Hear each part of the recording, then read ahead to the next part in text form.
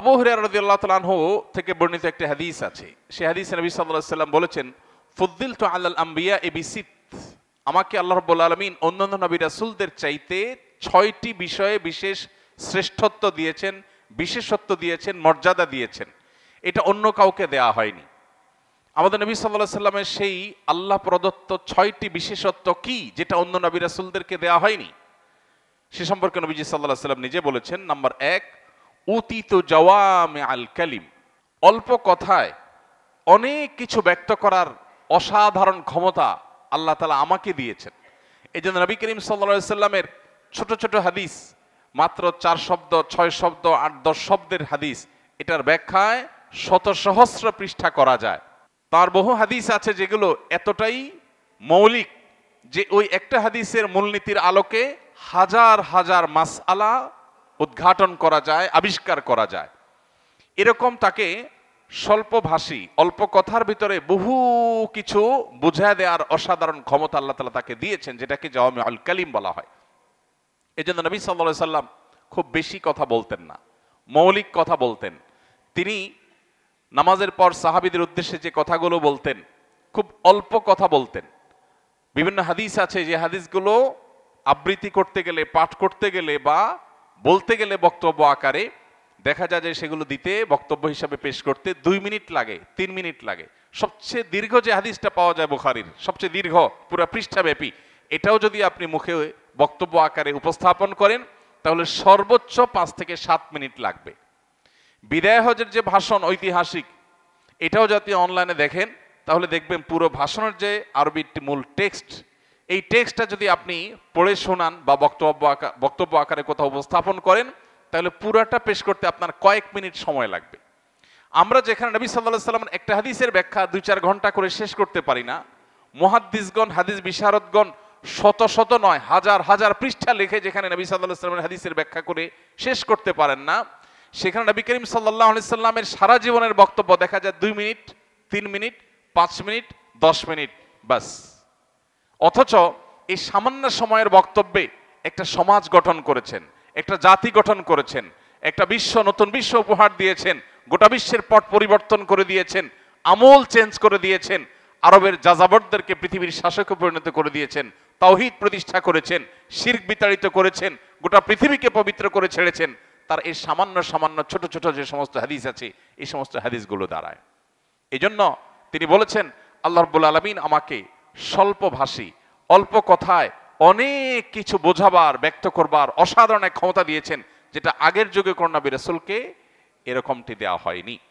Number 2, তিনি বলেছেন ওয়ানুসিরতু বির-রুব, আল্লাহ রাব্বুল আলামিন আমাকে ব্যক্তিত্বের প্রভাব দিয়ে সাহায্য করেছেন। তার ব্যক্তিত্বের প্রভাব এত বেশি ছিল যে তিনি কোনো দিকে গেলে দূর দূরান্ত পর্যন্ত তার ব্যক্তিত্বের প্রভাবে পুরো এলাকা প্রভাবিত হতো। তার দিকে তাকালে অনেক অমুসলিম শুধুমাত্র তার ব্যক্তিত্বের প্রভাবে ইসলামে চলে আসতো। আল্লাহ রাব্বুল আলামিন তাকে এরকম অলৌকিক এক অসাধারণ ব্যক্তিত্ব দিয়েছেন, যেটা সাধারণত অন্য কাউকে, কোন নবী রাসূলকে দেয়া হয়নি। তার রবের কারণে, তার ব্যক্তিত্বের কারণে, তার ব্যক্তিত্বের ভারের কারণে, তার ভাব এবং গাম্ভীর্যের কারণে দেখা যেত অন্যরা খুব সহজে প্রভাবিত হতো। নাম্বার 3, তিনি বলেছেন ওয়া উহিল্লাত লিয়াল গানাইম, আপনারা কোরআনে কারীমে আদম আলাইহিস সালামের ছেলে হাবিল এবং কাবিলের ঘটনা কোরআনে কারীমে পড়ে থাকবেন, যে হাবিল এবং কাবিল উভয় ভাই আল্লাহর কাছে কিছু নজরানা, কিছু জিনিস আল্লাহর রাহে দান করেছেন, কিছু খাবার পাহাড়ে রেখে আসছেন। আগের যুগের নবী রাসূলদের জন্য বিধান ছিল আল্লাহর রাস্তায় কিছু দান করলে সেগুলো রেখে আসবে পাহাড়ে, আল্লাহর পক্ষ থেকে এসে আগুন এসে সেগুলোকে ভস্ম করে দিবে। এটাই দানের একটা তরিকা, পদ্ধতি ছিল। এবং অনেক সম্পদ যেগুলো আল্লাহর রাহে দান করা হতো কিংবা যুদ্ধলব্ধ সম্পদ, এগুলো ভোগ করবার অনুমোদন বিভিন্ন নবী রাসূলদের আমলে বা তাদের শরীয়তে ছিল না। নবী সাল্লাল্লাহু আলাইহি সাল্লাম বলেছেন এগুলো ভোগ করার সুযোগ আল্লাহ আমাদেরকে দিয়েছেন। আমরা যুদ্ধলব্ধ সম্পদও ভোগ করতে পারি, তার বন্টন নীতি কোরআনে দেওয়া আছে। আবার আল্লাহর রাস্তায় কোনো কিছু দান করলে সেটা আল্লাহর পক্ষ থেকে গরিবদেরকে দান করার এবং ভালো ভালো খাতে দান করার নির্দেশনা আল্লাহ দিয়েছেন। অর্থাৎ এই গনিমত, এটা ভোগ করবার সুযোগ আমার উম্মতকে দেয়া হয়েছে, আগের যুগে নবী রাসূলদের মধ্যে এটা ছিল না।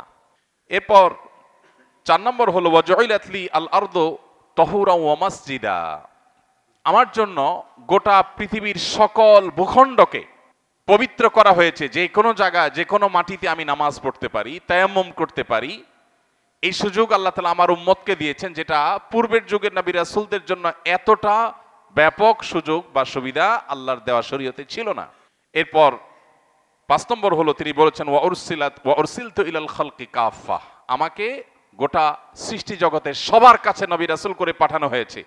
তার আগে যত নবী রাসূল এসেছেন, কেউ কোনো বিশেষ অঞ্চলের জন্য, কোনো দেশের জন্য, কোনো ভূখণ্ডের জন্য, কোনো ভাষাভাষীর জন্য নবী এবং রাসূল হিসাবে এসেছেন।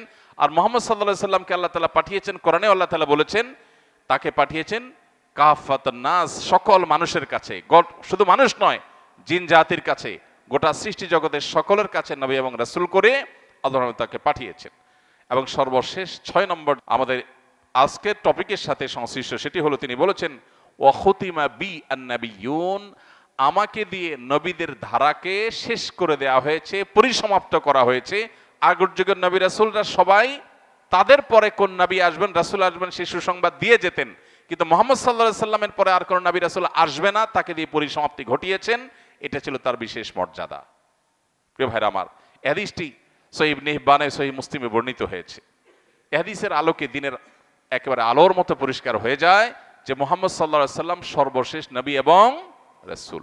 প্রিয় ভাইরা আমার, নবী করিম সাল্লাল্লাহু আলাইহি সাল্লামের আরেকটি হাদিস আছে, তিনি বলেছেন আমার এবং আগের যুগের নবী রাসূলদের উপমা হলো একটি ভবনের মতো, যেই ভবনটা খুব চমৎকার করে নির্মাণ করা হয়েছে, প্রতিটা ইট খুব সুন্দরভাবে স্থাপন করা হয়েছে, ভবনটা কমপ্লিট হয়েছে, কিন্তু ভবনের উপরে একটা জায়গায় একটা ইটের জায়গা ফাঁকা আছে।